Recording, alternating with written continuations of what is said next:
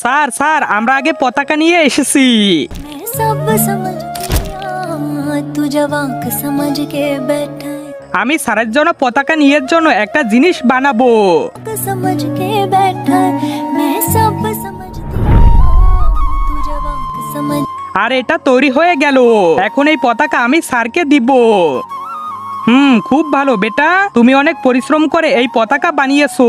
इश्क में चैन नहीं चलदा, আমি স্যারকে কিভাবে পতাকা বানিয়ে দিব? আইডিয়া, রঙিন কাগজ কেটে বানাই। जानी लोका অরেঞ্জ আর গ্রিন। बेचारा वे तू मैनू जाना, गल्लां तेरियां तो लगदा है, এবার এটা হয়ে গেল। এখন গিয়ে স্যারকে দিয়ে দেই।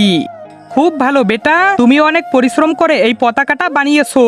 मन परया बदल गया, আজ তো 15ই আগস্ট, আমি স্যারকে কিভাবে পতাকা বানিয়ে দিব? আইডিয়া, गल्लां तेरियां तो लगदा है यारा।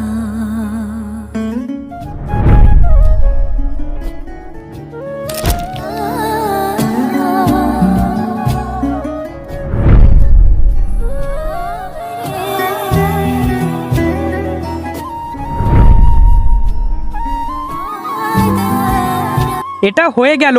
এখন আমি গিয়ে স্যারকে দিয়ে দেই।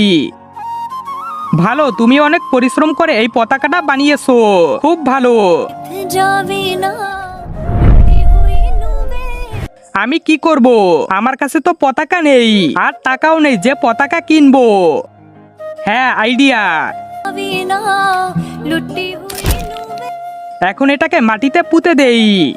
ना, किस्मत बदलती वेखी मैं बदलदा, হয়ে গেল। এখন এখান থেকে পতাকার ফুল বের হবে। তার আগে আজকে দেখবো তুমি এই মন্দিরের ঘরটিকে ভালোবাসো নাকি আল্লাহর এই ঘরটিকে। যদি আল্লাহর এই ঘরটিকে মন থেকে ভালোবেসে থাকো তাহলে এই ভিডিওটিতে একটি লাইক করে চ্যানেলটি সাবস্ক্রাইব করে দাও। আর যদি এই মন্দিরের ঘরটিকে ভালোবাসো তাহলে লাইক সাবস্ক্রাইব করতে হবে না, আর কমেন্টে লিখে দাও আই লাভ আল্লাহ। বাহ, এতগুলো পতাকা। আমি স্কুলে যাই। খুব ভালো বেটা।